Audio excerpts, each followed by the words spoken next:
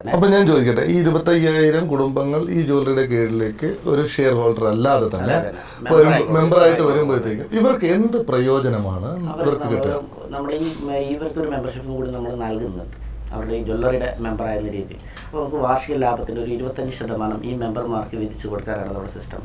അതായത് ഇന്ന് ലോകത്ത് എവിടെയും കാണിക്കാൻ പറ്റാത്ത ഇത്ര ചെറിയൊരു മുതൽ മുടക്കിൽ ലാഭം കിട്ടാത്ത ഒരു ബിസിനസ്സിലേക്ക് അവരെയും കൂടി നമ്മൾ അവരറിയാതെ കൊണ്ടുവരികയാണ്.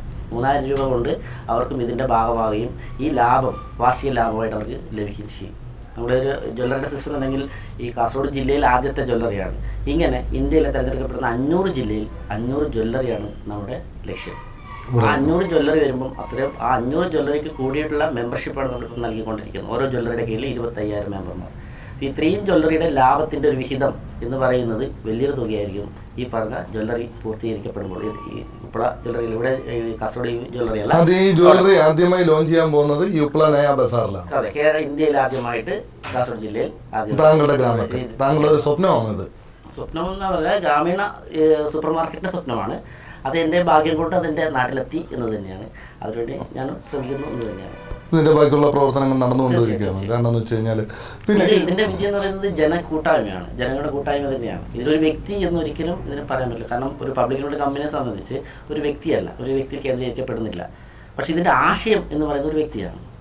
ഇപ്പം നമ്മുടെ ഡോക്ടർ രാജേഷ് ആൽവ, അദ്ദേഹത്തിന്റെ ആശയം തന്നെയാണ് ഡോക്ടറേറ്റ് ലഭിച്ച ഡോക്ടർ രാജേഷ് ആൽവ. അദ്ദേഹത്തിന് ഡോക്ടറേറ്റ് ലഭിച്ചത് ഈ മേഖലയിലെ പ്രവർത്തനത്തിന്റെ ഭാഗമായി തന്നെയാണ്. അദ്ദേഹത്തിന്റെ മനസ്സിലുദ്ദേശിച്ച ആശയമാണ് ഈ പ്രസ്ഥാനം ഇവിടെ വ്യാപിക്കുന്നത്.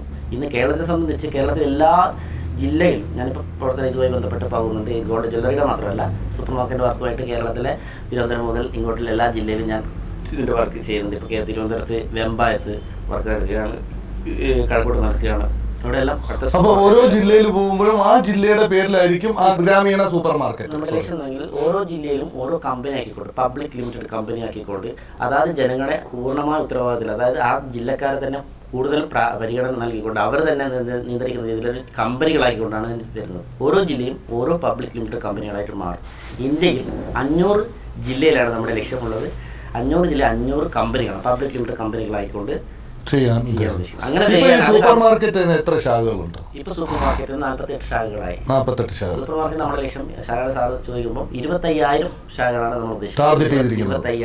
25,000 എന്ന് പറയുന്നത് നേരത്തെ പറഞ്ഞു 500 ജില്ലയിൽ 500 കമ്പനികളാക്കുക. ആ 500 കമ്പനികളും ഓരോ കമ്പനിയും 50 സൂപ്പർ മാർക്കറ്റ് വീതം മിനിമം രൂപീകരിക്കണം എന്നൊരു ടാർഗറ്റ് കൂടി അവർക്ക് കൊടുക്കുന്നുണ്ട്.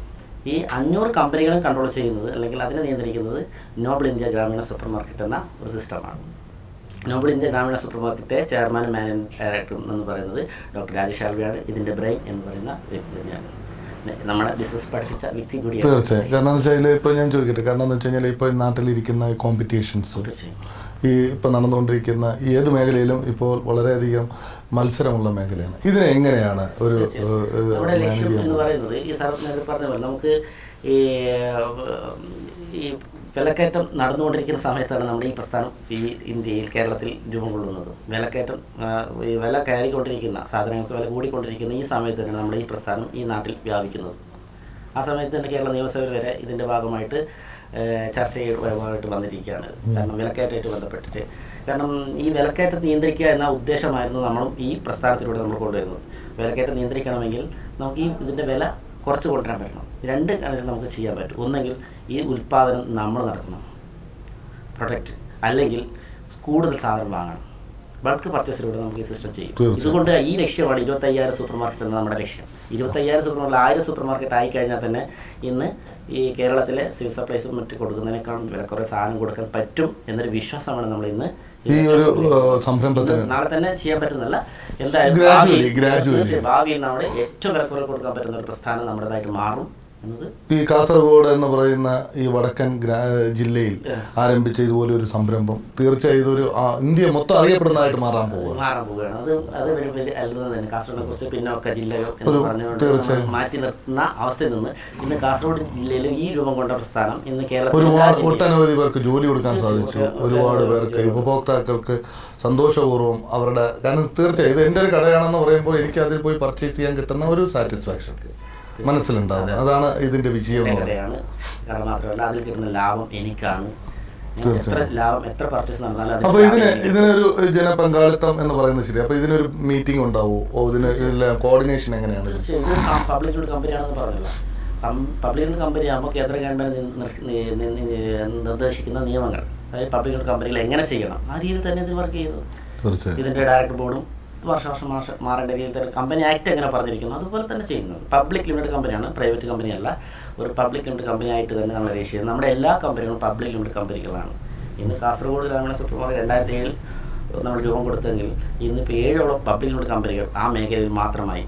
അതിനെ തുടർന്ന് സൂപ്പർ മാർക്കറ്റിൽ മാത്രമല്ല, അതിൻ്റെ തുടർന്ന് നമുക്ക് പല വിഭാഗങ്ങളായിട്ട് ഇപ്പോൾ ഗോൾഡ് ജ്വല്ലറി പോലെ മറ്റ് കമ്പനികളും അതിൻ്റെ ഭാഗമായി. റിസോർട്ട്, നേരത്തെ പറഞ്ഞു റിസോർട്ട് കർണാടകയിൽ പുത്തൂരിൽ നമ്മുടെ ഒരു സ്വന്തം റിസോർട്ടുണ്ട്. അത് നമ്മുടെ കമ്പനിയുടെ ഭാഗം തന്നെയാണ്. തീർച്ചയായും ഇതിലെല്ലാം ഓരോ ഷെയർ ഹോൾഡേഴ്സും എല്ലാവരും കമ്പനികളാണ്. അതിലതാത് കമ്പനി ജാതിയില്ല, രാഷ്ട്രീയമില്ല, ഒന്നുമില്ല. ജാതിയില്ല, രാഷ്ട്രീയമില്ല നമ്മൾ പറയുന്നത്. കാരണം ഏത് ബിസിനസ് നമ്മൾ തുടങ്ങുമ്പോൾ പറയും ഇതിൽ ബിസിനസ് രാഷ്ട്രീയമില്ല, മതങ്ങളില്ല, മറ്റ് ജാതിയില്ല. പക്ഷെ നമ്മൾ നേരെ തിരിച്ച് പറയുകയാണ്. കാരണം എന്താ അറിയോ, എല്ലാ രാഷ്ട്രീയക്കാരും ഇതിലുണ്ട്. അതുതന്നെയാണ് നമ്മുടെ ഏറ്റവും വലിയ വിജയം. ഇന്ന് എല്ലാ രാഷ്ട്രീയക്കാരും ഒരുപോലെ ഇതിനെ സപ്പോർട്ട് ചെയ്യുന്നു എന്ന് തന്നെയാണ് ഇതിൻ്റെ ഏറ്റവും വലിയ വിജയം. ഈ കൂട്ടായ്മയുടെ വിജയവും അത് തന്നെയാണ്.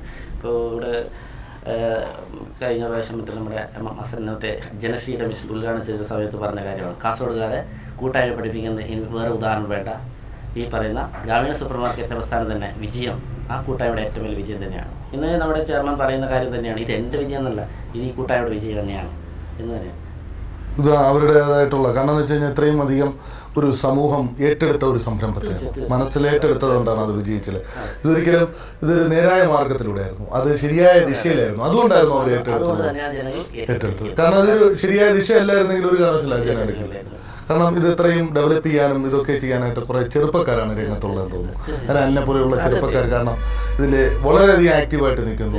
അപ്പോൾ തീർച്ചയായും ഇതൊരു നമ്മുടെ ഒരു ഗ്രാമത്തിൻ്റെ മാത്രമല്ല, ഒരു സമൂഹത്തിനെ മൊത്തം വാർത്തെടുക്കാൻ പറ്റുന്ന ഒരു സംരംഭമായി മാറുകയാണ്. ഞാൻ കാണുന്ന വേറൊരു പ്രത്യേകത, ഞാൻ പറഞ്ഞ നേരത്തെ പറഞ്ഞ ഉപ്പളയിൽ ഒരു സൂപ്പർ മാർക്കറ്റ് കൊണ്ടുവരാൻ എൻ്റെ ലക്ഷ്യമായിരുന്നു. അതോടൊപ്പം കാണുന്നത് വർഷങ്ങളായി സാധനം വാങ്ങുന്നവരാണ് നമ്മൾ. അനി മുതൽ എല്ലാം വാങ്ങിക്കൊണ്ട് ശീലിച്ചവരാണ് നമ്മൾ വാങ്ങുന്ന അതിൻ്റെ ഉടമയാകുന്ന ഒരു സിസ്റ്റം ഇന്ന് ഇന്ത്യയിൽ നിന്നല്ല ലോകത്ത് എവിടെയും കാണിക്കാൻ പറ്റില്ല. വാങ്ങുന്ന ആൾ ആ കടയുടെ ഉടമയാകുന്നു. ആ ഒരു സിസ്റ്റമാണ് ഗ്രാമീണ സൂപ്പർ മാർക്കറ്റ് നമുക്ക് ഈ ജനങ്ങളിലേക്ക് നൽകിയിരിക്കുന്ന ഗിഫ്റ്റ്. വളരെ സന്തോഷം. വളരെ നന്നായിട്ട് നമ്മുടെ ഈ ഒരു സംരംഭത്തെക്കുറിച്ച് ഞങ്ങളുടെ പ്രേക്ഷകർക്ക് വേണ്ടി എത്തിച്ചെന്നതിന് വളരെ സന്തോഷം.